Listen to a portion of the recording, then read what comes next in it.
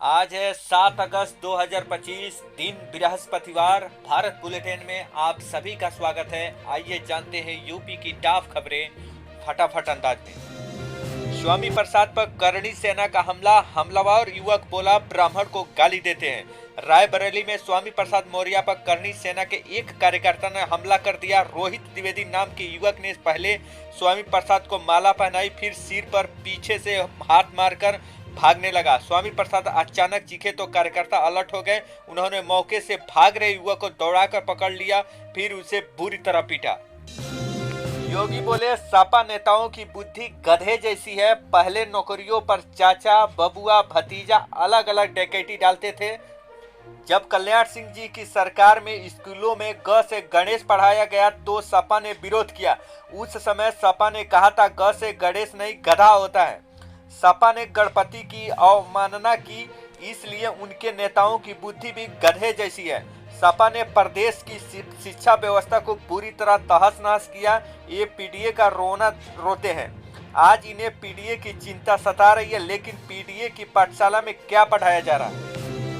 भोपाल की मेयर को लखनऊ में गोलगप्पे खिलाए। सुषमा कर्कवाल ने सिवरी प्लांट वेडिंग जोन घुमाया, बोली इसलिए टॉप 3 पर। देश भर में स्वच्छता में तीसरे नंबर पर आया लखनऊ। अब की बार शहरों के लिए मिसाल बन गया। भोपाल नगर निगम की मेयर मालती राय ने अपने प्रतिनिधि मंडल के साथ लखनऊ पहुंची। उन्होंने यहां की सफाई व्यवस्था, कचरा प्रबंधन और स्मार्ट सिटी के कामकाज को नजदीकी से देखा और कहा कि लखनऊ ने वाकई कमाल कर दिखाया। उत्तर प्रदेश के एटा थाना निधौली की एक शर्मनाक घटना। एक 14 वर्ष के मासूम बच्चे को थाना प्रभारी सत्येंद्र सिंह ने घर से उठा के थाने में लेकर बुरी तरह पीट कर हत्या कर डाला। बताया जा रहा है कि उस पैरों में चोबड़े घुसे, जिससे बच्चे की तड़प कर मौत हो गई और युवक के पिता से 50,000 रुपये लेता है, तब बच्चे की लाश पीड़ित परिवार को देता है। पुलिस की यह गुंडागर्दी सरकार को चुनौती दे रही है। पति गंगा नहाने गया, पत्नी पड़ोसी संग भागी। कानपुर में घर लौटा तो कैश जेवर गायब था। 5 साल का बेटा भी साथ लेके गई। कानपुर में पत्नी अपने 5 साल के बच्चे को लेकर पड़ोसी संग भाग गई। पति गंगा नहाने गया था, जब घर लौटा तो अलमारी खुली थी, जेवर और कैश गायब था। उसके घर और आस पड़ोस में ढूंढा, लेकिन पत्नी और बच्चे का कहीं पता नहीं चला। उसे लोगों ने बताया कि पड़ोसी का युवक उसे लेकर गया। लखनऊ में रक्षाबंधन से पहले मिठाई फैक्ट्री पर छापा। श्री राधे उद्योग प्रतिष्ठान से 6,55,000 माल सीज, 20 नमूने जांच को भेजे। लखनऊ में खाद्य एवं औद्योगिक सुरक्षा प्रशासन FSDA ने रक्षाबंधन से पहले कार्बोरी क्षेत्र स्थित श्री राधे उद्योग में नकली और मिलावटी खाद्य पदार्थों का जखीरा पकड़ा। मौके से करीब 7,982 किलो खाद्य सामग्री जब्त की गई, जिसकी अनुमानित बाजार में कीमत 6,55,000 बताई जा रही है। साथ ही 20 खाद्य नमूने गुणवत्ता जांच के लिए खाद्य विश्लेषण प्रयोगशाला भेज दिए गए हैं।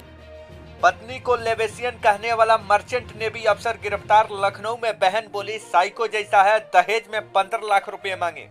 मधु की शादी मैट्रिमोनियल साइट से तय हुई। पिता ने हैसियत के अनुसार काफी खर्च किया। उसका पति अनुराग शादी के बाद 15 लाख की डिमांड कर रहा था। मधु पर लेवेशियन होने का आरोप लगा रहा था। शराब पीने का दबाव बनाता था, साइको वाली हरकत करता था। 10 मार्च को पहली बार उसने मधु को बुरी तरह पीटा। उसने रोते हुए मुझे फोन किया, घर आने की बात कह रही थी। काफी समझाया, उसके रोने की आवाज अब तक परेशान कर रही है। दयाशंकर बोले दिमाग खराब न हो, मैं मंत्री हूँ। बलिया में XEN से पूछा, बिना बताए पुल कैसे खोला, बीच सड़क पर फटकारा। यूपी के परिवहन मंत्री दया सिंह बलिया के बीच सड़क PWD के XEN केसरी प्रकाश पर बिखर पड़े। बीच सड़क जमकर फटकार लगाई। कहा देखो दिमाग खराब न हो, मैं मंत्री हूँ, तुम किसी और के कहने पर चल रहे हो, मैं समझा रहा हूँ। दयाशंकर सिंह ने कहा हम लोगों को सूचना क्यों नहीं दिया, जानबूझकर तुम लोगों पर ऐसा कर रहे हो। कुछ भी करोगे हमें नहीं बताओगे। तुम यहाँ के चुनाव लड़ने वाले हो क्या? ये बसपा टिकट देने वाली है तुम्हें। सपा की पीडीए पाठशाला पर लखनऊ में FIR। सरकारी स्कूल का ताला तोड़कर क्लास लगाए। पूजा शुक्ला पर अवैध कब्जा का आरोप। लखनऊ में समाजवादी पार्टी की ओर से चल रही पीडीए पाठशाला विवादों में घिर गई है। बीकेटी इलाके में एक सरकारी प्राथमिक स्कूल परिसर में अवैध रूप से पाठशाला चलाने के आरोप में सपा नेत्री पूजा शुक्ला के खिलाफ एफआईआर दर्ज की। यहां कार्रवाई बेसिक शिक्षा विभाग के तहसील पर की गई है, जिसमें सरकारी परिसर में जबरन घुसकर स्कूल खोलने और शिक्षण गतिविधि संचालन करने के गंभीर आरोप लगाए हैं। 10 सेकेंड में मकान गंगा में समाया। लखीमपुर में घर खुद तोड़ रहे लोग। कल 17 जिलों में भारी बारिश का अलर्ट। यूपी में लगातार बारिश से नदियां उफान पर है। प्रयागराज, वाराणसी समेत 14 जिलों में 1245 गांव बाढ़ की चपेट में है। बारिश के चलते अब तक 360 मकान ढह चुके हैं। लखनऊ में बुधवार दोपहर अंधेरा छा गया। इसके बाद तेज हवाओं के साथ जमकर बारिश हुई। 1 अक्टूबर से एयर इंडिया की सभी इंटरनेशनल फ्लाइट उड़ान भरेंगी। 12 जून को लंदन जा रहा प्लेन क्रैश हुआ। इसके बाद कुछ फ्लाइट रोकी गई थी। एयर इंडिया का 1 अक्टूबर से पूरी तरह से इंटरनेशनल फ्लाइट का परिचालन शुरू करेगी। सीईओ कैंपलेस विल्सन ने बताया कि 1 अगस्त से कुछ इंटरनेशनल फ्लाइट ने उड़ान भरना शुरू कर दिया है और 1 अक्टूबर तक सभी फ्लाइट से शुरू करने का लक्ष्य है। अहमदाबाद में 12 जून को हुए प्लेन क्रैश के बाद कुछ उड़ानें आंशिक रूप से रोक दी गई थी। जॉब एंड एजुकेशन बुलेटिन में एसबीआई में 6589 पदों पर भर्ती। एम्स नागपुर में 108 वैकेंसियां। नीट यूजी काउंसिल का रिवाइज शेड्यूल जारी। आज टॉप जॉब में बात एसबीआई में जूनियर एसोसिएट के 6589 पदों पर भर्ती की और एम्स नागपुर में सीनियर रेजिडेंट के 108 पदों के वैकेंसी की। करंट अफेयर्स में बात नई दिल्ली के कर्तव्य पथ पर बने कर्तव्य भवन 3 के उद्घाटन की और टॉप स्टोरी में जानकारी नीट यूजी फर्स्ट राउंड की काउंसिलिंग के रिवाइज्ड शेड्यूल जारी की। महिला अफसरों को सेना में परमानेंट जॉब क्यों नहीं? दिल्ली हाईकोर्ट का सरकार से सवाल। सीडीएस एग्जाम में महिलाओं से सिर्फ ओटीए में आवेदन मांगे।